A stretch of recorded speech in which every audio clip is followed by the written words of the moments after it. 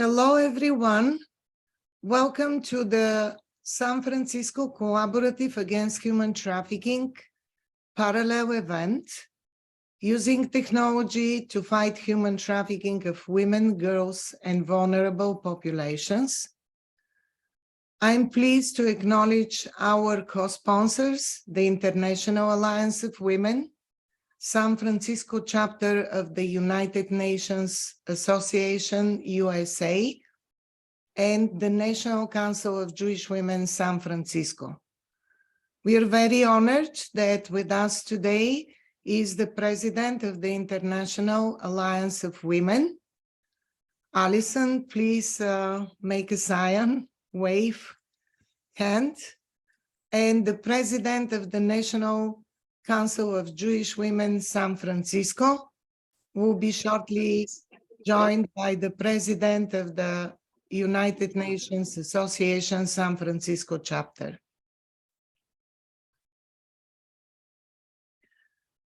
Use of technology in our work against human trafficking is part of a broad collaboration that the organizations involved in that work are involved in. And I would like now, Rebecca, to spotlight speakers in this event, so we can introduce ourselves. So each of us represent the local collaboration in the San Francisco Bay Area, our collaborative movement against human trafficking. And we are delighted to present about each other's work and how we are involved with focus on technology and innovation. I represent the San Francisco Collaborative Against Human Trafficking. I'm the director of the collaborative. And in addition, I'm treasurer of the International Alliance of Women and executive director of the National Council of Jewish Women. The National Council of Jewish Women is co-founder of the Collaborative Against Human Trafficking, has a leading role, coordinates the collaborative, and operates 24/7 hotline for survivors of human trafficking.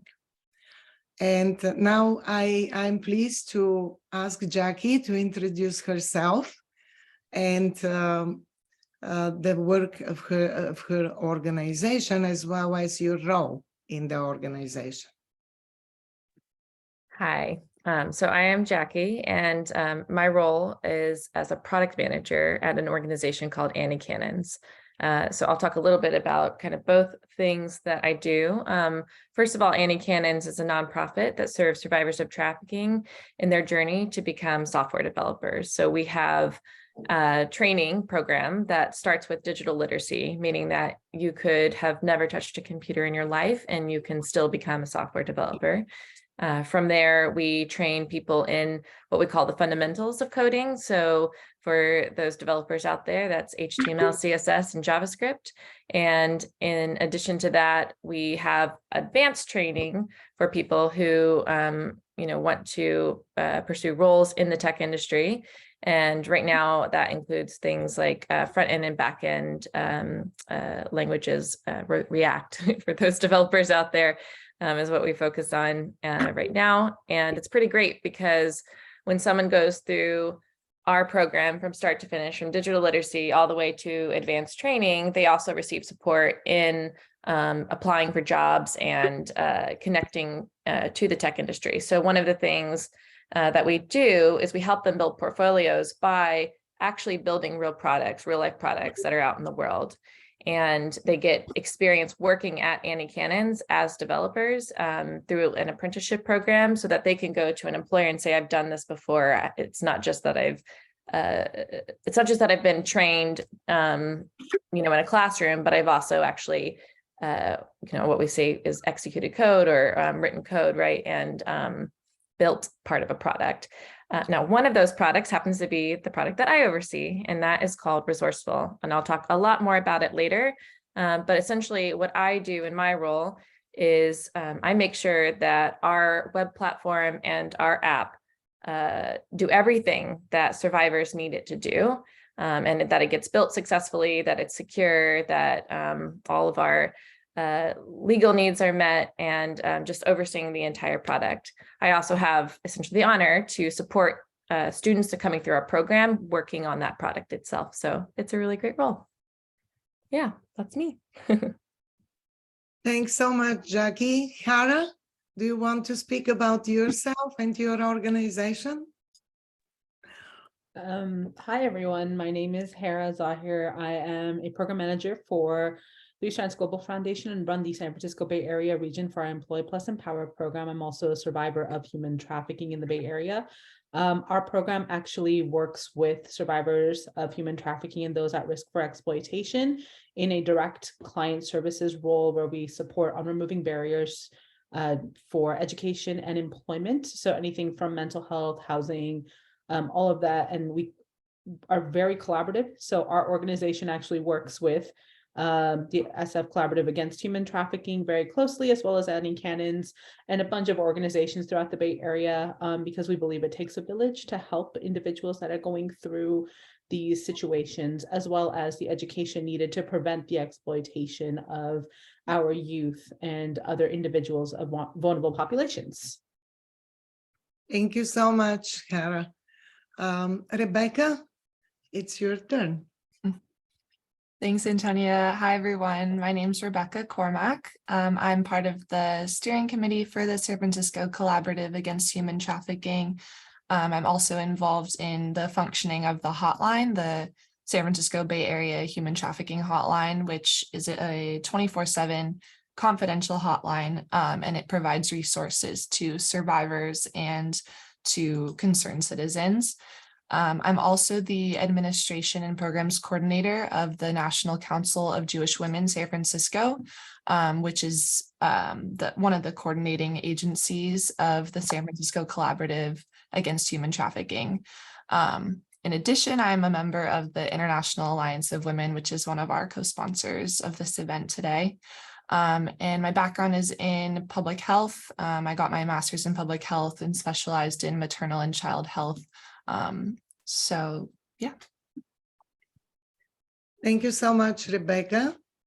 I want to add that many of the members of the International Alliance of Women and the National Council of Jewish Women and the San Francisco Collaborative Against Human Trafficking are here with us. I see law enforcement. I see It all sort of started because I see just community members interested and advocates trying to learn more and help in our work. Thank you for being with us today. What we will try to do today is to cover 3 aspects of use of technology. We'll explain how important is the role of technology in assisting survivors with resources or helpful programs. But we'll speak also about how technology may hurt survivors, serving as a venue for recruitment into and tricking them into human trafficking, as well as ways to make technology safer so that it cannot be used for recruitment and be element of the crime of human trafficking. And I will start with Rebecca. Rebecca, I hope you can speak a little bit about vulnerable populations, available statistic, and how technology plays with these populations. Yeah, definitely. So today I'm mostly going to be going over what vulnerable populations means and discussing who is more vulnerable to human trafficking, including online trafficking. And it's important to remember that vulnerable groups of people, they often share histories of poverty, family instability, physical and sexual abuse, and trauma. And there are many ways that these histories can overlap and become intersectional. And these intersections of identities and circumstances can have the potential to heighten vulnerability to trafficking. So you'll notice as I describe a few different identities and types of people who may be more vulnerable to trafficking, a lot of these identities are multifaceted and can intersect and relate to each other. So first of all, racial and ethnic minorities tend to be more vulnerable to human trafficking, and this is mainly due to systemic racism that exists in our country as well as beyond. And racial and ethnic minorities are a lot more likely to experience poverty and the effects that come from living in poverty. Another vulnerable group is runaway youth. These youth are often running away because they're fleeing abusive or neglectful situations, and these youth might be more likely to drop out of school. And when youth drop out of school, they become more removed from their peers, removed from adults who could potentially help them, and then they're put at greater risk for exploitation. Dropping out of school is both a risk factor and a consequence of trafficking. There was a 2018 study of homeless youth, which found that those who had been sex trafficked were 72% more likely to have dropped out of school compared to homeless youth who had not been sex trafficked. And this phenomenon led researchers to believe or conclude that graduating from high school is actually a protective factor against being trafficked. And homeless youth, similar to runaway youth, are also vulnerable to human trafficking.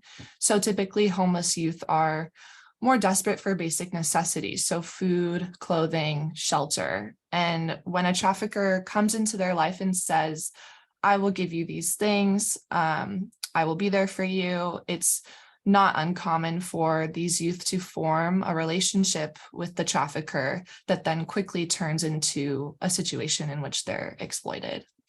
There was another large study that was conducted back in 2016, and this study looked at runaway and homeless youth in the US, and the study found that 14% of youth receiving services from homeless shelters had been trafficked for sex, and 8% had been trafficked for labor. So there have also been some regional studies which have found that up to 40% of homeless youth will at some point report experiences of being trafficked. In addition, among homeless youth, about a quarter of those identifying as LGBTQ+ have reported having been sold for sex or exchanged sex for food, shelter, or other basic needs. Young people who are or who were in the child welfare system can also be more vulnerable to trafficking. These youth, like a lot of the youth that I've described previously, are more likely to experience emotional abuse, physical abuse, neglect, and because of this, they might also be more vulnerable to traffickers who will offer them these false promises of love and care and safety and just security in general. Those with intellectual and developmental disabilities can be more vulnerable as well. And at the same time, people who are trafficked, or as a result of being trafficked, people can develop mental health problems. And lastly, LGBTQ+ youth can be at higher risk of being trafficked. I kind of mentioned this earlier, but about 40% of homeless youth identify as LGBTQ+.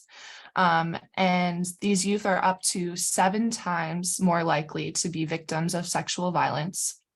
And LGBTQ+ youth who are forced out of their homes by unaccepting families or communities are at a much higher risk of becoming a victim of violence.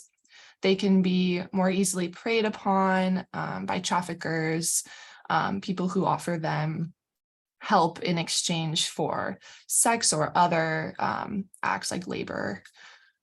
So just as I went through these many descriptions of vulnerable populations, you probably noticed there are many intersections, as I explained earlier. We have youth who are more vulnerable, LGBTQ plus identifying people are more vulnerable, racial and ethnic minorities. And so when people fall into one or more of these categories, it kind of compounds their risk and puts them at an even greater point of vulnerability. So if we look at data from the transgender community in the US, it can help us paint kind of a good picture of how these identities can be compounded and together create a greater likelihood of vulnerability to trafficking. So the 2015 US Transgender Survey Report, it was a very large survey conducted by the National Center for Transgender Equality, and it aimed to examine the lived experiences of transgender people across the US. There was another similar study that was conducted in 2022, but that report hasn't been published yet. So I'll just briefly share some conclusions from the 2015 report. And financial instability is one of the main factors responsible for homelessness affecting the transgender population. So we have about 30% of trans adults who have experienced homelessness in their lives. 12% experienced homelessness in the past year. And trans youth are frequently outed by their family without consent. And that's, parents' reactions can be negative, and that can cross into sometimes abuse or violence. And so we know that solutions to homelessness are very complicated, and finding safe and steady work and a safe community can be difficult due to discrimination and other things. So oftentimes trans folk have no choice but to turn to these alternative ways to security and to make money, which oftentimes is trafficking. So you can see clearly how transgender folk, maybe if they're youth as well, if they're experiencing homelessness, it just all adds up together. And so I just briefly want to mention before Hera talks more about this, but how technology plays a role here. So I mentioned that youth are very vulnerable to trafficking, especially when it comes to online trafficking. So teens are constantly online. We probably know this by now, especially during the pandemic. 95% of teens in the year 2022 reported having easy access to a smartphone. So that's almost all teens. And 90% reported having access to a computer, and 80% have access to a gaming console, so like an Xbox or something. And the number of teens who use the internet daily has risen. So 97% today report using the internet daily, but back in 2014, it was 92%. So it has risen about 5%. And then today as well, 46% of teens describe that they are constantly online. And that was compared to half of that percentage, so 24% back in 2014. So a lot of times youth who are experiencing discrimination, such as trans youth that I described earlier, they turn to the internet to join communities of those who share similar experiences of discrimination. And the internet can oftentimes be a great way for people to create a community and feel like they're part of something bigger and feel supported when the outside world might not feel that same way. But this can create issues when it comes to trafficking. Traffickers will take advantage of this community building. So victims can be friended or followed on social media sites by traffickers. Social media is a very easy way for traffickers to more quickly target and reach more victims at a time. And as we've seen, the pandemic has made us rely even more on the internet to maintain connections with people, just as we're on Zoom right now. But this does have consequences. And there has even been an increase in child sexual exploitation materials created and shared online during the pandemic. So I hope that gives you kind of an overarching glimpse into who's vulnerable, how these vulnerabilities intersect, and how vulnerable people can easily be targeted through the internet. So thank you. Thank you so much, Rebecca. You provided the map of current situation. I just want to add that many of those categories that you outlined are also immigrants, which adds to their vulnerability on a great scale. And because we're at the United Nations NGO Committee on the Status of Women Forum, I want to specifically mention the CEDAW Committee General Recommendation number 38 of 2020 on trafficking in women and girls in the context of global migration, which focuses on the aspect of immigration and how immigration plays as additional factor facilitating traffickers around the globe in enslaving women, girls, and men, and any population with any background. I know that Hara has a great experience in working with immigrant youth, and not only. This is a good starting point for her presentation. You have the floor, Hara. Thank you so much. And thank you, Rebecca, for your presentation. So I actually myself have a lot of experience with technology, as well as clients who come into our program, individuals that are going through the communities that, you know, either have been actually recruited and trafficked due to technologies with promises of phones and access to computers and different aspects of that, as well as, you know, some of the benefits of what we've seen when individuals are actually able to access technology to be able to remove that as a barrier. So many times what we'll see is not just with immigrants, not just with undocumented individuals, but also a lot of times it'll be individuals that are coming firstborn generations in the United States, which is a category I fall into. Technology is used, you know, by millennial generation as well as the ones after quite heavily, and as a way to connect with community, but also it has led to a lot of exploitation online. People are forming relationships online as well.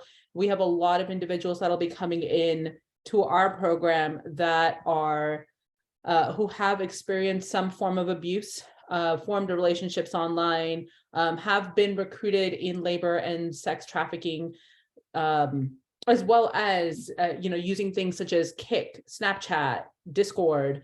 You'll see things like Instagram. And a lot of times what we're starting to see with a lot of the youth that are coming into our program that we're working with is those are the only technologies that they know how to use. They may not know how to use email. They may not know how to, you know, use Microsoft to type documents. They may be struggling in school because they don't understand a lot of the technologies. While some may be using Google Classroom and Zoom, others may not be able to navigate some of the other technologies that exist, especially if you're coming from poorer backgrounds or immigrant communities where your parents may have been immigrants and you yourself were born here.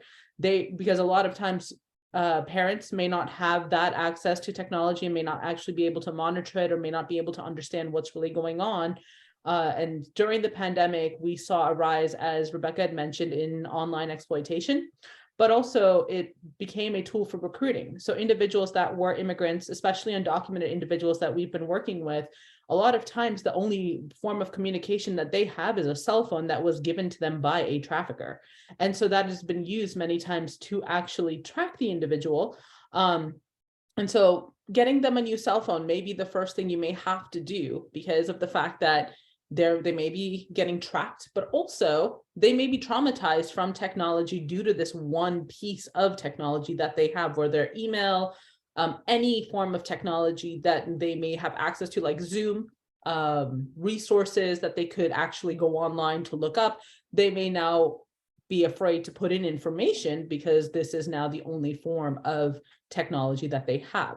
So we've seen this happen quite a bit. We've also seen how technology, not only can it be used to recruit and traffic individuals, but also can be used to, on the opposite side of the coin, empower individuals. So once individuals are getting access to technology, if they're learning how to use a laptop, if they are able to navigate through that and get past the trauma that was caused by technology itself, they might find themselves being able to go to school, apply for jobs, build resumes, apply for resources. And these are things that we'll work with individuals to navigate on. But what I have seen is a rise of a lot of individuals that lack digital literacy. And even if, the fact is Gen Z is always on their phones and they're always on their computers, they actually, a lot of them do not understand how to navigate the practical technologies of applying for jobs, or they need a lot of assistance when applying for college. They need a lot of assistance just being able to translate from Google Docs to Microsoft, or even a Mac computer to a Microsoft computer. And so going through those technologies that they themselves have never had access to, teaching immigrants, and then the language barriers that may be there, and using technology to communicate. That's actually been a plus of technology in the fight against human trafficking, is actually being able to use translation apps. And for individuals that don't speak English, we've had clients that literally will use Google Translate to have conversations with people that they don't know how to speak English with, and then the other person can type back, and then they'll be able to figure out what resources they need, because language barriers are huge. And these are actually things that I have gone through with clients that may not, we may not have access to some of the language resources readily available in person, where someone might be speaking a language that I myself don't understand, but they're like, okay, hold on. Then they'll use like a phone to Google Translate and talk to me. And then we'll be able to like actually go and navigate and get resources that way. So we've seen that. We've also seen a lot of the presence of how technology, has been able to, we've been able to actually safeguard people. So like now people are getting trained on, how to look if they're being tracked, what air tags are, different things of that nature that we've actually been working on with some of our clients and have seen happen with clients. And I was going to say, with the fact that you have these technologies, one thing is even learning how to budget, because with the presence of all these apps, DoorDash, Uber, anything that they can spend money on, I've also seen individuals that are being trafficked burn through funds that they're making because they don't know how to access anything but getting food via like DoorDash or Uber Eats. So going through it that way, especially if an individual has a learning disability, making technology more user-friendly for that individual. But first and foremost, if technology was used to recruit an individual and exploit them, helping them overcome that trauma and finding a way for that individual to actually utilize technology in a safer capacity. And so that's been really big with our organization, as well as collaborating with a lot of other partners that we work with, and trying to teach people how to navigate technology to also access resources. I can keep going, but I feel like that's a lot right there. But yeah. I'm sure there'll be many questions to you. I already see some questions posed in the chat, but let's turn now to how we use technology to provide resources and support to survivors. And Jackie is here to speak about a very exciting project of Annie Cannons. She's in charge of this project. Jackie, the floor is yours. All right. I'm going to also share my screen because I like visuals. And I'm going to have to swipe. Sorry about that. There we go. You're here. So yeah, can everyone see so far real quick? Maybe Antonia, let me know. Yes, that's great. Good. Okay. Yeah, so, go ahead. Can make it full screen. This would be helpful. I was trying to figure out how to do that. And I think the same reason why I can't rearrange my desktops. There's something going on where I can't access that expansion unless it's just hidden from me in this moment. I don't think it is. It's full screen for me on my computer. Oh, okay. So everybody, please make full screen the Zoom screen, and this will allow you to see better. Hopefully also everything is big enough so that you can see it That's too. great. Yeah, so for all of the reasons that my colleagues here have talked about why technology is important to include in this movement, in the anti-trafficking movement, in an effort to support survivors, is why this platform came to be. So we are resourceful, and we are, yes, a project of Annie Cannon's. I talked about my role as a product manager, and in this case, I essentially get to oversee this project. So for those who are social workers in the room, think like a program manager or somebody who like oversees an organization. Basically, that's my day-to-day job. On our team, we also have developers and people who do research and cultivate partnerships with community members. So that whole team gets to develop this application. So we are resourceful, and is it going to let me switch? Yep, here we go. And our vision is that survivors of human trafficking are able to find the right resources and services that they're eligible to receive, as much as we can say instantaneously. But where did this idea come about? First, we saw that there was essentially an opportunity to serve people. In technology, people often think about this as a market, right? So Amazon sees the market as probably, quite frankly, the entire world. What's another good example? Instagram probably sees the market as what's below millennials. I'm not sure anymore. I can't keep track, but right, you see your market, and you build your product so that it addresses the needs of that market in order to cultivate adoption. For us, we think about the market in a very different way. We think about it as our community, as the people that we serve, in the same way a nonprofit would. So we may be an app, but our orientation towards the work is much more like a nonprofit and a service organization. So what we saw in that was that there were, over 17,000 foreign nationals and over 400,000 Americans being trafficked into the United States every year. And on the other hand, there were over 300,000 registered human service organizations throughout the U.S. And this is data. This is data from like IRS data. So even this particular number of registered nonprofits had to fit into a particular category called human services, but there are more we know that support survivors too, like government and churches and other organizations that might not be listed within this category. And so we saw that neither of them had the resources and tools to essentially find each other well. There's Google, but Google has its limitations. There's word of mouth, but we all know that that is very challenging. And so we thought, let's see if we can do this better. So our history has looked like, first, survivors coming to the table and conceiving of this idea, conceiving of an application that helped our community essentially find the resources that we need.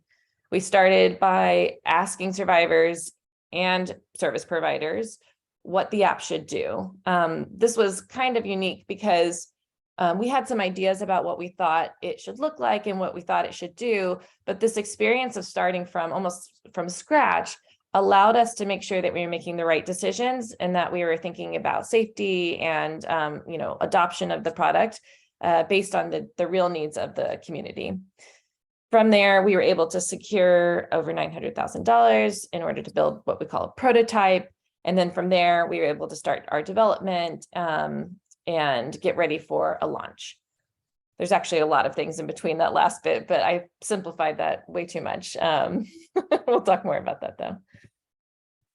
So in this process, when we were talking with survivors, we first addressed what are the problems that we're trying to solve. And these three problems came up time and time again, regardless of who we talked to. And the first was that survivors of human trafficking just struggle to find service providers in general. So one of the things that was shared was, when you do a Google search for resources and you look up something like, anti-trafficking or human trafficking support, some of the things that you find aren't direct service organizations. And it can be very hard to tell from a website or a profile that an organization isn't actually someone who can help you as someone experiencing trafficking, but is instead helping the movement do its work. So someone that's doing advocacy or policy work, right, might show up in those search results. In addition to that, when people did find resources, they had a very hard time finding eligibility requirements for those services. So, this is a very simplified example. And we know that there's more nuance that's a part of this, but think about somebody finding shelter, looking for shelter as an adult, and coming up with results that are dedicated or catered towards children, and calling all of those shelters and finding out they're not eligible. Now, age often is something that is described on websites or is something that is shared in some capacity. Organizations will say they serve adults or say they serve children, so people can start to narrow down. But other eligibility criteria, including the radius that somebody lives, sometimes their gender identification, sometimes a specific type of trafficking that they've experienced, whether they've had other experience of gender-based violence, all of those things weren't so clearly stated in a way where people could understand whether calling or going to a physical location was going to be a waste of time or not. And so many people spent what they described as anywhere from hours to days to weeks just trying to find resources when, they also just didn't have the time to give. Our third finding was essentially that the questions that providers ask in order to access services were repetitive and often re-traumatizing. And so, we think of this as an example of if someone asks you your age 20 times at 20 different organizations, that can be repetitive and exhausting and I've answered this question a million times. If someone asks you to tell your story about your trafficking experience, that can feel re-traumatizing. That can bring up so much that it's hard to do that constantly, time and time again. So these were the problems that we wanted to solve with our piece of technology. So we decided that the way in which we would solve this is by creating a mobile application. So think your cell phone, think the apps that you use on your cell phone. And in addition to that, a web platform, or what we call a web app. And so for a web app, think Facebook, even though I wish I had a better example. But think Facebook, somewhere where you sign in, that you have functionality behind a sign-in page, where you have a profile where you can do things. And that both of these systems essentially would support survivors of trafficking connect to the resources that they wanted so that they could sustain a life free from exploitation. Our specific things that we said we wanted our application to do was the ability to filter through resources based on the person's needs and their goals.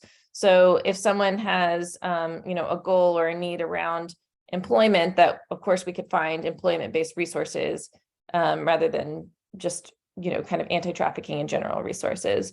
We also wanted to help people find resources based on their demographics and their lived experiences. So this goes back to that eligibility criteria. We didn't want anyone to waste their time anymore with organizations that were not going to be able to serve them. And then our third piece was every time a survivor would go to a new organization, they would complete an intake question or an intake form with questions that they'd seen time and time again. And so we thought if we can offer online intake forms and autofill the questions, so people aren't answering those questions over and over again, and instead consenting to send those same answers to providers or change them if they'd like, that would be helpful to the population. And so what we did was we went back to our community and we said, what do you think? These are the things that we learned and we thought, or that we heard people sharing over and over again. Does this sound right? And we got some affirmation. So we started to work on that. In product, we call the things that we build features. So, a feature is something like an email or a chat, right? A chat feature. It could be a filter. Those are all things that we use every single day within the context of our use of technology. And so for us, we had to identify what features were we going to build for our initial product. So our first feature was the ability to filter by type. So that means that someone could look for an organization that is a workforce development program or offers services virtually, for example. We then said that we wanted to make sure people could search based on eligibility, back to those eligibility requirements. We wanted to make sure that people also could see provider profiles that were catered to and really focused on survivors. This came about because when we would talk with survivors about what they were seeing online, what was available, they would find a lot of websites catered to the larger community, catered to even funders and people that might give to the organization, which serves its purpose and has a place, of course, but it wasn't giving survivors what they needed. They didn't walk away saying, I could see myself at this organization. I think they could serve me. I think they can meet the needs that I have. So we wanted to give survivors and providers, quite frankly, a place where they could communicate with each other in a more authentic way. In addition to that, we wanted to build that's what we call a smart intake form. So the ability to answer questions in an intake context, but answer fewer questions over time, because once you've answered one, it will autofill to the next. And then finally, a essentially notification system. This is an area where we want to build out further functionality so that there is a greater connection beyond notifications. But at this moment, what we focused on was the ability to notify each other throughout the process of what step you were at and what part of the engagement someone was at. So I have a few screenshots here of what providers see, and these are simulated examples, but you might see a few organizations you recognize too. But basically what we found, or what we wanted to do, was offer service providers a platform on the web that they could also filter through resources as well. So talking with providers, they said, you know, that thing that you're giving survivors, that ability to find resources, we need that too, because what we're doing over here is trying to find partnerships that are effective for the majority of the people that we serve, or we're working with a single individual or multiple individuals who we need to find resources for as well. And it's very hard to do that work to find out who's eligible for what. And oftentimes people continue to go back to the same partners over and over again, which is great when that works and when they have what you need and they have capacity to serve. But when they don't, you have to start over again, finding new partners and developing new relationships. And this tool, they said, would help. So we said, okay, let's put that in there.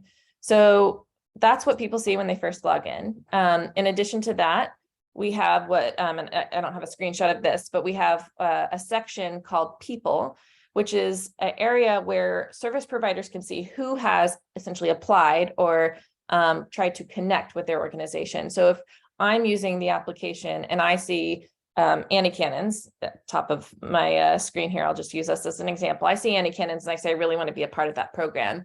I, as a survivor, could apply to that organization and tell Annie Cannons I'm interested by submitting what we call an intake form or an application. And they will see that in this tab and they'll say, oh, okay, she was interested in receiving services from our organization. Everything matches, everything fits. Let's engage with her and contact her. And they'll send me a notification back. So this is a section where, as providers, we can manage the incoming intakes and then the active people in our program on the platform. And then in addition to that, we wanted to make sure providers had the ability to manage their own profile. So let's say something changes in the context of your eligibility requirements, or you want to describe your program differently because something's, you know, you got a new grant and your program's enhanced in some amazing way. You can make those changes, you can make those updates. And this was important because so many other kind of resource directories and other types of products that reflect this were so outdated or would become so outdated over time, because there was no way to really collect that information without one person trying to keep it updated, going around and talking to everybody. So if we can give that power to the people we're serving, in this case, providers, then we have a better shot of making sure that information is up to date and relevant. For survivors, they see that list again, and they're able to filter based on, again, this is a smaller sample because it's our initial prototype, but based on several filters, including things like types of service, where that organization is located, the age requirements, and toggle for things like whether that organization is faith-based. Maybe they're looking for something faith-based. Maybe they're looking for something where drop-in center is available. And we've added to the list of this since the screenshot was taken, but the ability to narrow down your search and understand what your options are based on your eligibility and based on what you are looking for saves people time. And then in addition to that, they also can see the profiles of the organizations and apply here to an organization they're interested in. They can also contact an organization directly. We ask actually that all organizations make their contact information as much as possible available. Of course, the exception is often that some addresses can't be made available. And so those are listed as confidential, but to the extent that, an organization has a phone number, a hotline, an email address, we also want to make sure that those methods of connection are available to a survivor because they may not be comfortable applying directly on our platform. A big focus for what we have done recently is a focus on community adoption. So we released our first prototype, which was a very small version of what we do last year, and with a very select number of partners, so we could gather feedback from people and really understand if what we had built was working for people. And our next steps are to grow those partnerships and support survivors finding our application through those partners. One of the things that we wanted to do was make sure that community adoption was done safely. And the feedback we received from the community was that if we can utilize our partners, our nonprofit partners and our service providers to get the word out, that would be a good first step towards adoption. We do have in our roadmap looking at how we might promote more publicly in the future. That's over here in stage 3, and we'll take a lot of conversations with the community, quite frankly, to make sure that it's being done right. And if it turns out that that's not the way to do it, then we won't, because that's how we move. Now, I want to say this because I feel like we talked a lot about, technology might not be the right resource for everybody.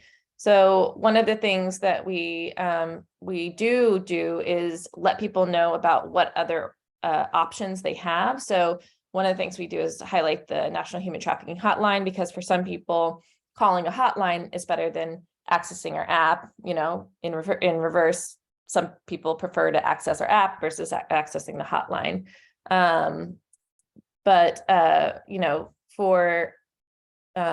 For these options, there are essentially pluses and minuses to each of those things. And I have already kind of discussed a few of those, so I won't go over this too much. But what we think is a value and why Resourceful is different is that for survivors, we are a curated list of direct service providers. We are focused on organizations that support trafficking survivors, not explicitly, but in a way in which they have been trained and educated, and or they have a resource that is really applicable to the community. In addition to that, there's the eligibility transparency and the ability to enter data once. And then, quite frankly, we focus so much of our attention on the needs of survivors at the very beginning of our product development. But one of the things we recognized partway through is that if we don't actually focus on the needs of providers, we actually won't serve survivors well, because this ecosystem relies on itself or each other in order to function well. And so what we did was we talked more with providers about what they needed. And one of the things that they said, and one of the things that we then prioritized, was making sure that providers were easily searchable. So, if I look for anti-trafficking resources in the Bay Area on Google, I actually don't see a handful of partners that I've worked with for years come up in my matches or in my results. But on Resourceful, you would see those organizations come up, either those you expect or maybe those that you didn't because you haven't met them yet. In addition to that, one of the things providers said is we want to match with the right people. So in addition to survivors trying to find those things that they're eligible for, providers also didn't want people to find them if they weren't going to be able to serve them. They wanted the right people to find them so that it was a mutually beneficial exchange. And then in addition to that, automated workflows. I don't know if anybody's a provider out there, but people really want tools that will help them. They don't want too many tools, but they want tools that will help them with their process. And for us, we said we can do that at least with the intake process. And so that was a focus there. Just a few more things I'll share is that, we've connected so far with over 45 partner organizations in the Bay Area, specifically in San Francisco, East Bay, and the South Bay. We've now secured over 1.4 million in funding to date, which will help us with our, next steps in what we are going to do. We've designed, our product informed by over, 60, and it's actually way more than this now, but over 60 survivors and providers contributing their ideas. And we hope that that number will just continue to grow forever. Our initial prototype is launched. And our next features and the full application are actually planned for spring. So we're very excited for that. We also plan to launch in the Play Store with an Android app, make sure providers are onboarding autonomously, meaning that there's less human involvement to be able to scale and provide more and more resources for survivors. And we want to continue to do things like enhance our capacity through filters and geographic regions that we reach and language capacity. So those are all the things that we're working on. And all of these really, get at the ways that we can leverage and make all of our lives easier through technology. The one thing I will share briefly, because I hadn't planned to share, but, is we also decided to not do some things that our community asked. And that was for safety reasons. That was because we understood the implications of safety and technology. And one of those things that I think was actually pretty a challenging thing to say no to, essentially, was survivors in our research asked for a community online that they could be a part of. So think a Facebook group, but more secure.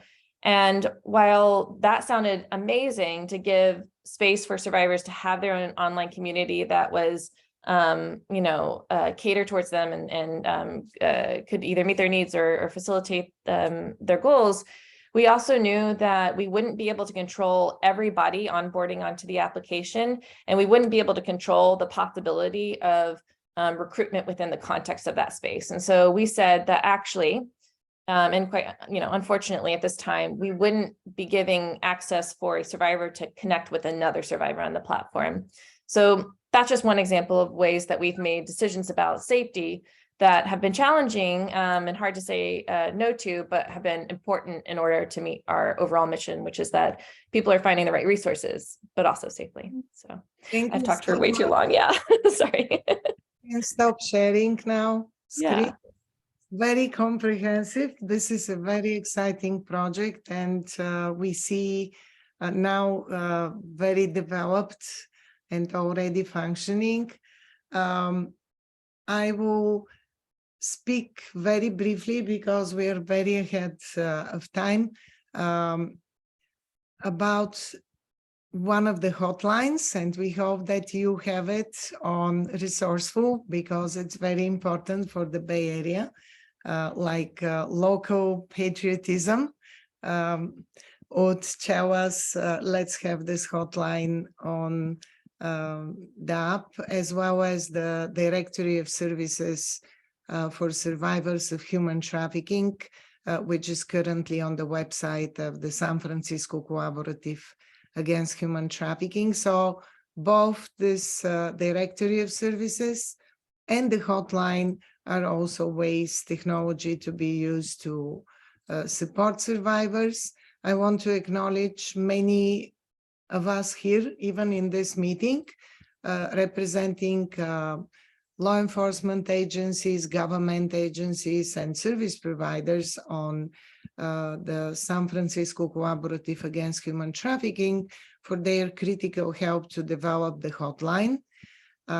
and I will briefly share on the screen the hotline image. I apologize, this is my desktop. But yeah, so the hotline is 24/7 confidential, and it's not only for survivors, it serves also community members who want to provide information on activities, about activities that they suspect are human trafficking activities. It also serves as a networking tool for service providers and law enforcement that are trying to connect survivors with adequate service. And the reason is, the reason was shared by Jackie very well explained.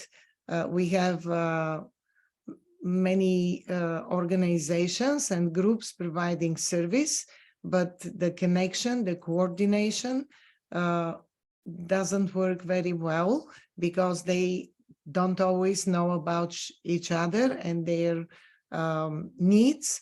And what we did in the San Francisco Collaborative Against Human Trafficking was to create this multidisciplinary working group that identified protocols and mapped services so we can easily refer survivor to service that is needed at the moment.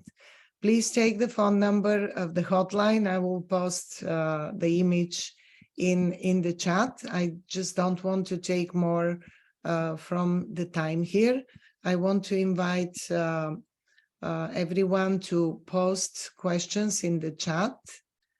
And also, I would like to invite our law enforcement colleagues here in the meeting if they have anything to add. I see question how we are able to track the traffickers, to paraphrase the question, so maybe they can jump in at any time and elaborate on this a little bit more. And I wanted to, so how do you screen out predators pretending to be needy clients? And I would say this can be a question to Jackie, but also to Hara. And Hara, do you want to start on that? Did you? A case having a person attending meetings of the collaborative, and we were able to identify that person. But Hara, go ahead. No, I was gonna say, like, whenever we get referrals, at least for us, the way an individual can speak and pose based on just their language, the way they may interact with, if as I myself am a survivor, so I kind of understand how they may interact with me. And we've had a few that have tried to pose as clients who I've been able to weed out quite a bit, because you then are able to figure out where they are, the way they speak with you, realize they might not even be in California, where I've had instances of that actually happen. And then, reach out to some of our law enforcement partners to, especially if those red flags are going up, to see, hey, can you help me with the situation? Because I do think this may be one where I might be potentially in danger, or my organization, some of my colleagues may be in danger. So being able to, I was going to say that's just with us, but everyone has different situations happen. And yes, there have been a few times where they've gotten through and posed as clients for our organization, but eventually, like a couple of meetings in, you are able to identify it just by some of the telling behavior and some of the questions they start asking right away. So that's just with us. But I was going to say, I think that this question is more so asking Jackie how you would try to do that with the Resourceful app. So I guess I can definitely answer from that context, and I do want to actually add one other piece. But for the app, we don't necessarily have a way to prevent a trafficker from trying to engage with an organization. But that is why we made the decision not to let survivors connect, because then we aren't exposing individual trying to find resources to a trafficker on the site. And we vet all of our organizations. So one of the things that we do is just talk with every single organization that we're going to be working with about their training and what they've come to the table with, to understand if they will have the capacity to know that that could happen through application, just like it could happen someone walking through the door, calling on the phone, or whatever it may be. But at this time, we don't have any piece of technology built into the application to kind of like find out and prevent that from happening. It would be an interesting thing to explore. Yeah, it would be an interesting thing to explore. What I do want to add too, that is that sometimes I think there are also misconceptions about, who is an exploiter. And I think, Hera's example of the exploiter in that case was very explicit and very, clear. And sometimes there are individuals who are a part of their trafficking experiences is to recruit other people into the life. And so one of the things that I just want to say about that is that this is in my past work when I was a director at a nonprofit serving trafficking survivors. One of the things that we do there is if we see that happening, or we have knowledge that may be the case for an individual, we actually remove them from group settings, but we don't remove them from services. So we would continue to serve them, support them on an individual basis, so that they're still receiving as much access to everything that we can offer them, just reducing the potential harm to somebody else, given the expectation that is on them. And I share that because I think there is also a stigma attached to those experiences that I just want to dispel, because it is a part of the exploitation, is part of the harm and the trauma. So I was gonna say, I can actually add on that, is a lot of service providers actually will not share if other individuals are part of their services. So like, for example, for our program, when I may be screening people and I realize that they may be connected, making sure that neither one of them knows that they're both in the program, even if they are not, sharing with the case managers, hey, these two know each other, so that they have different individuals that they're working with, and that there is no way for them to actually be able to extract information from anyone in our program about the other individual or any of that. So safeguarding those identities, and actually, because we do encounter that as well, where we have individuals that are part of, who may still be in the life or may return back to the life and may actually be in a situation where they're forced to recruit, or may still be doing that. And so, safeguarding other clients that we may be working with, making sure that there are no, like for us, we don't have group settings at all. So there's that. And even if they're like, for example, at a service provider, there may be clients that know each other. Us acting like we don't know them is kind of what we do, which is kind of mean, but at the same time to protect the other one. Just throwing that also out there. Yeah, well, thank you. So I see Shinali's question from the very beginning to Rebecca, which basically speaks about the gap between awareness in terms of use of social media and danger of using social media, and what is currently being done to educate youth. And I can assist in the answer just on behalf of SFCAT, but Rebecca, if you have any comment on that, is there such gap? Is that the correct observation? Yeah, I mean, Hera kind of talked about this a little bit, but there's certainly a lack of knowledge on like navigating things like social media, being like digitally literate is like what we say. And people, no matter what age you are, people do lack those digital literacy skills. So I think it is something that needs to be prioritized perhaps in schooling. But I'm not too familiar on like what is being done to increase that, but Hera probably knows some things. I know that both the nonprofit sector, the advocacy groups especially work on closing this gap, but also the law enforcement.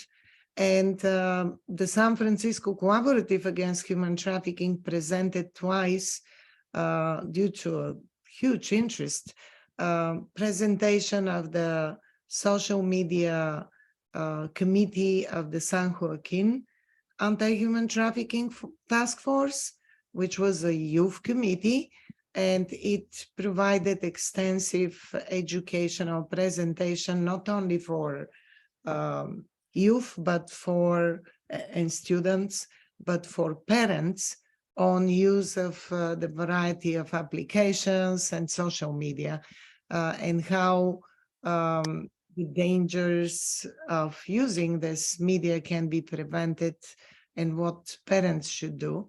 And on the other hand, I know that Homeland Security Investigation has a wonderful resource on recording and also materials on use of social media, which covers also recruitment for trafficking activities and child abuse. And Hara, you wanted to add something on that? I can definitely add that a lot of, like, besides how you mentioned, a lot of nonprofits, a lot of digital literacy is being done. It is something that we actually do ourselves, as well as other service providers that we work with, and something that we've seen an interest in the San Francisco government, as well as throughout the Bay Area, as you mentioned, Antonio, with San Joaquin.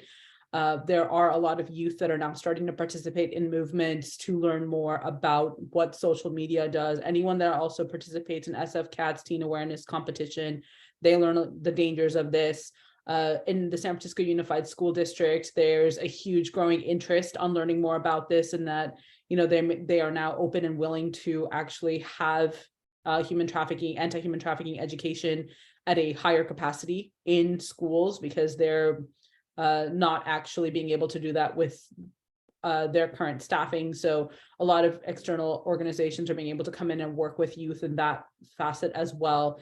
And the other piece of information that a lot of people may not realize is, actually, there's something that was posted in the chat that I wanted to acknowledge, was a question regarding like how people can have create these digital literacy programs in the budgets. And I can tell you from our own program, what we've done is we'll allocate aside, depending on how many youth we're working with, because our program is, teens, TAs, adults, pretty much anyone of all ages, except, as long as they are 15 and up, due to some of the laws that are in place. But for them, it's seeing who's actually, who needs to learn about digital literacy, who needs access to technology, and then setting aside funds that way, $80 for a phone bill, $120 to get a laptop, and setting aside a number of those, having loaner laptops in place, and, budgeting that way as well. And then sitting with an individual, or even for example, at the Hype Center running, I know that Annie Cannons, I brought this up with you earlier, Jackie, that you guys are doing digital literacy for groups of individuals. So there's a lot of organizations and nonprofits, as well as the government itself, is starting to actually create these spaces where individuals are starting to learn. And I know that they had there was the Opportunities for All last year. Their youth program internship had high school students, or middle and high school students, and college students doing a fellowship and internships where they were actually creating content on social media, like TikToks, an e-magazine, and all sorts of things on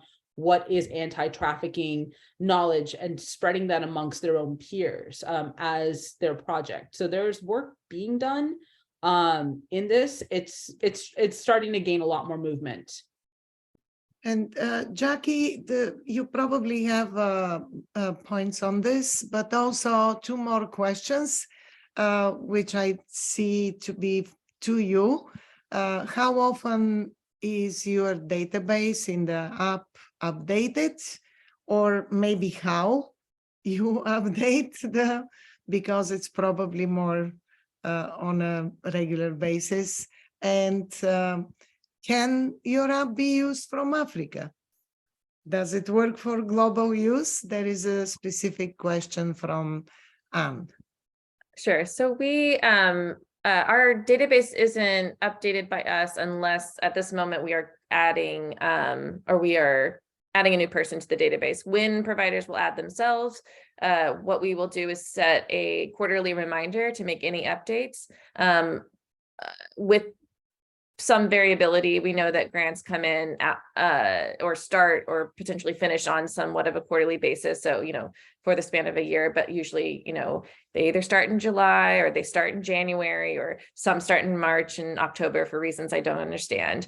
And the changes to a program might happen at that time. So we intend to prompt people at that time so that they're updating the database. And okay, so this is an interesting thing. Can our app be used from a country other than the United States?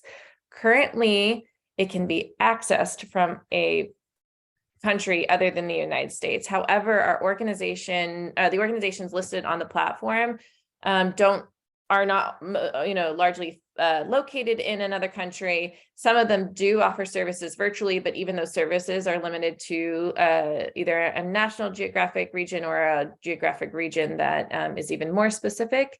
The reason we have not expanded to other regions is actually based on kind of like proprietary reasons that we'll have to work through with our trademark and our name and essentially our entity. And so as we work through those and we see, communities that would like us here and that we can work with to develop and cultivate adoption of the product, we'll start to move into those spaces. But we decided the United States was the place to start, given that we were located here. And so it is accessible, but I would not consider it useful, if that makes sense.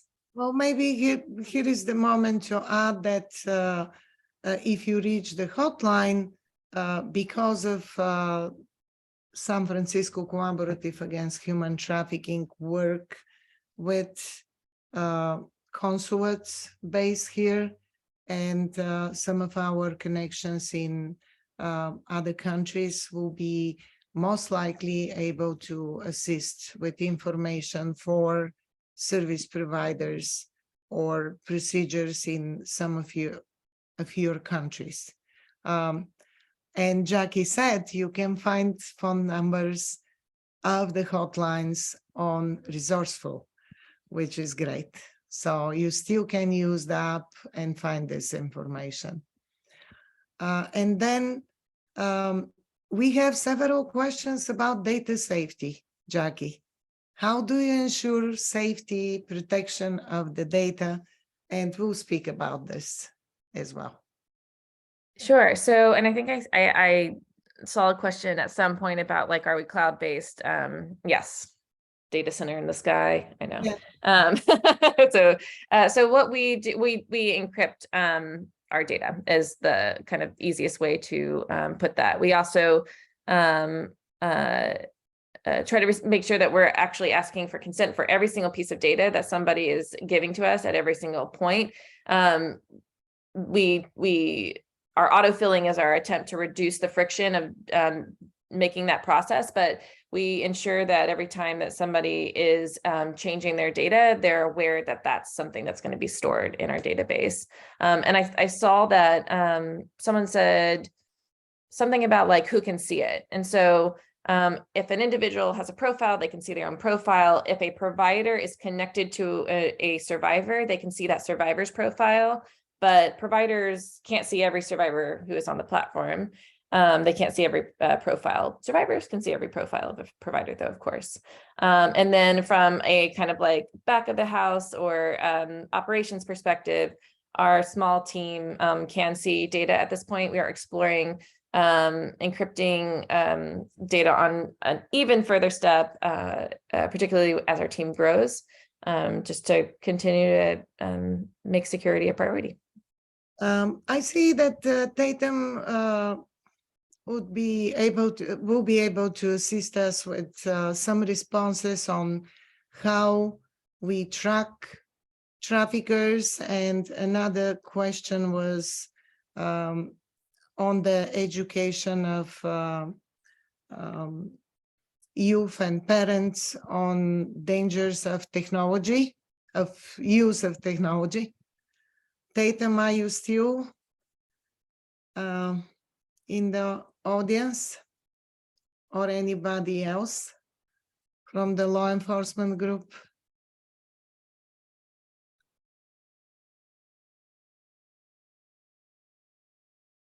Hear me, Antonio? Yeah, All right. we can hear you now.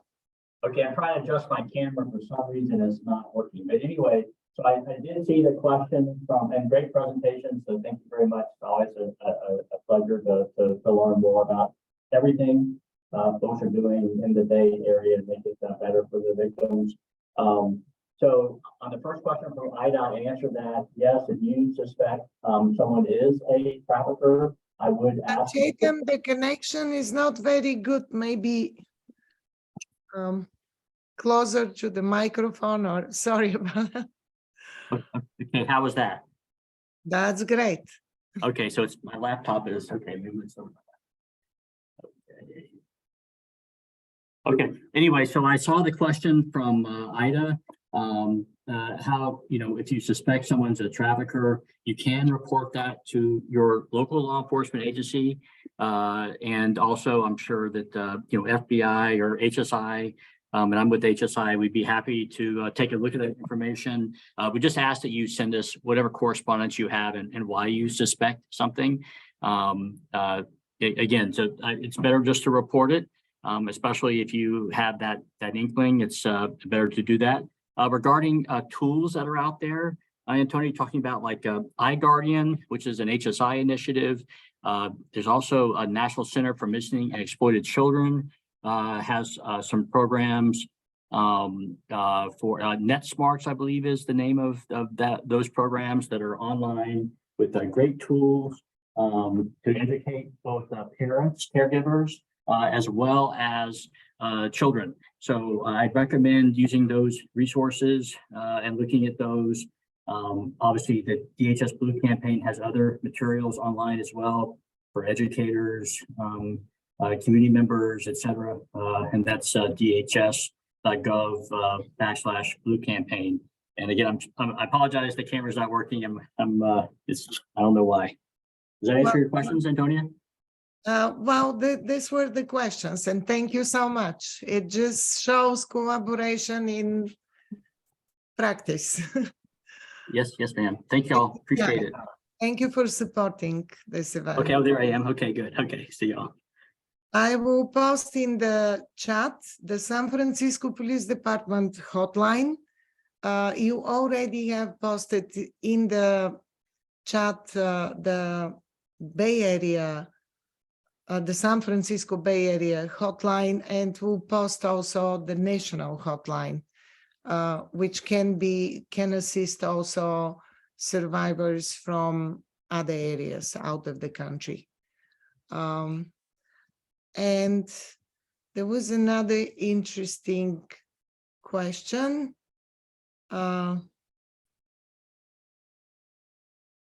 TikTok has simultaneously been one of the main digital platforms we're seeing. So equally important to continue awareness raising and education, as well as digital literacy. Well, many of the nonprofit providers that provide more holistic service to survivors have life skills education included in their program, and big part of it is also using technology, not only online. We have to understand that some of the survivors have been enslaved from such a young age and isolated that they have no knowledge how to use even a credit card, how to create accounts, such basic skills that they need for life and basic use of technology. Hara, did you have anything to add? Oh, yeah, I was gonna say, no, there's a lot that you literally just touched upon that opens a whole can of worms of individuals not even knowing like how to set, like, I mean, this is normal. A lot of people don't know how to deal with the DMV in California. and how they keep making changes. But not even just that, but being able to walk into the county clerk's office and requesting their birth certificate that they may need to get an ID, what it is to be able to go to a bank and set up a bank account or even open one, any of that, not even, being able to enroll in a school, as simple things of that, or even going to a hospital and setting up an account with them, or going into social services and asking for getting connected to like Medi-Cal or resources of that nature. So it's not just digital literacy and other life, it's some other life skills could also be social skills. A lot of them may not have those social skills where they may be able to walk in, and their traumas may prevent them from being able to connect with another person. I can tell you from personal experiences that when I've worked with individuals that have massive trauma that they haven't even been able to process, that they will not speak with me for it'll take me maybe a month or two for them to finally be like, hey, yes, okay, I do need support. The other thing is, a lot of service providers may not even ask them to disclose that they are an individual that's experienced trafficking. In our org, we don't ask their story at all.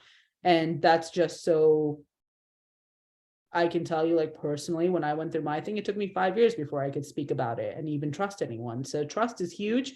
And if you don't have trust in anything, you don't have the ability to navigate life, it's really hard to even go through that sometimes. So life skills, coaching, coping, through stress, even little things like that make a huge impact on a person's life when they're going through that. So yeah, just throwing that in there, that a lot of times you do experience people will be very angry and might lash out at you, when in fact it's just because they don't know how to process their trauma. So being patient with someone that's gone through something is very, very, very important. Well, thank you so much. We're close to finishing. We posted the hotlines and the hotline numbers. Jackie, if you have any link that you can post in the chat, this would be great. And thank you, Rebecca, for reposting the phone number of the hotline in the San Francisco Bay Area. And I'm about to post the national hotline. Hera? So there's one question that I actually was hoping you would answer, Antonia, which is Laura posted, the UK government has said that migrants no longer have modern day slavery protections in the UK. Are there any steps elsewhere to combat a similar approach? If anyone would have the best answer, I feel it would be you. So I feel like you should answer this one. Well, I know that Britain has a great system of tools to approach human trafficking. First of all, what I appreciate the most is the way they collect data, and they're pretty successful in collecting data using the referral mechanism that they created to cover the whole country. And they're famous with being economic and effective in the use of the tools that they create. And in this case, they use the referral mechanism to also collect data, to integrate data collection too. In that, it's been one of my dreams to implement with the San Francisco Collaborative Against Human Trafficking, and the hotline is a good start on that. But in addition, Britain complies with the international conventions, criminalizes human trafficking, covers domestic trafficking, not only international, which is very important in the work against human trafficking, this understanding that trafficking is not movement of people across the border or smuggling of people. It's actually exploitation and can occur completely domestically, including in your home, when a person is trafficked by a family member, very often the parents. There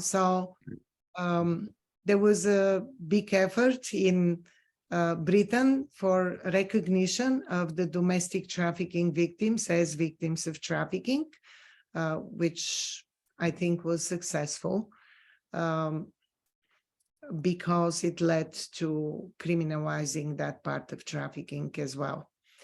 I am not ready to provide the hotline now, but we've been in touch with one of the established service providers serving also survivors of human trafficking in Britain. And I will add to the chat my contact information, and I can follow up to connect the, I didn't see that question. Thank you, Hara. But I will post my information and you'll be able to connect with me for more specific information on some of the countries. Thanks so much, Hara. Thank you. Well, thank you all so much. Any closing remarks by Rebecca, Jackie, Hara? And I will post my information in the meantime.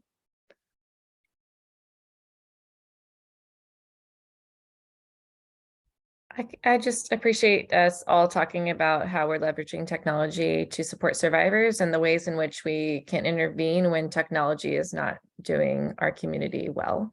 And I think I won't speak for all of us, but everyone can agree or disagree that we're all here for questions after the fact. And if anyone would like to connect and chat about how we're doing this work, I really invite it, because I think it's in those conversations that we cultivate new ideas and new responses that really propel us forward. So I put my email in the chat. Please feel free to reach out. And I'm just excited to start and continue these conversations more.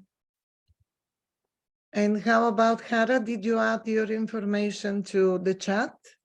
I'm actually working on it right now, but I want to also thank everyone for taking the time out of all of your busy schedules to attend this, because we know that this is, especially with different time zones and all of us have a lot of things going on. Thank you. It means a lot. It shows that everyone does care and wants to make a difference in this world when it comes to fighting human trafficking. So thank you so much. And Rebecca and I want to thank all our sisters from the International Alliance of Women, representing so many countries in Europe, Africa, Asia, and other parts of the world. And also thank you to our fellow members of the National Council of Jewish Women San Francisco and partners, collaborators from the San Francisco Collaborative Against Human Trafficking. Thank you to all passionate women advocates that joined the platform of the United Nations NGO Committee on the Status of Women Annual Forum. We look forward to the next meetings with you for the rest of the events of this forum, and maybe to see you in person next year for the next annual forum. Thank you so much.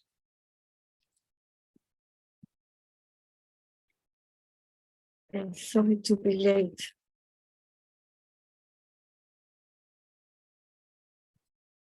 Thank you, Monique, Ursula. Who else is here? Teddy, Linda. And I could not connect it. It's too bad.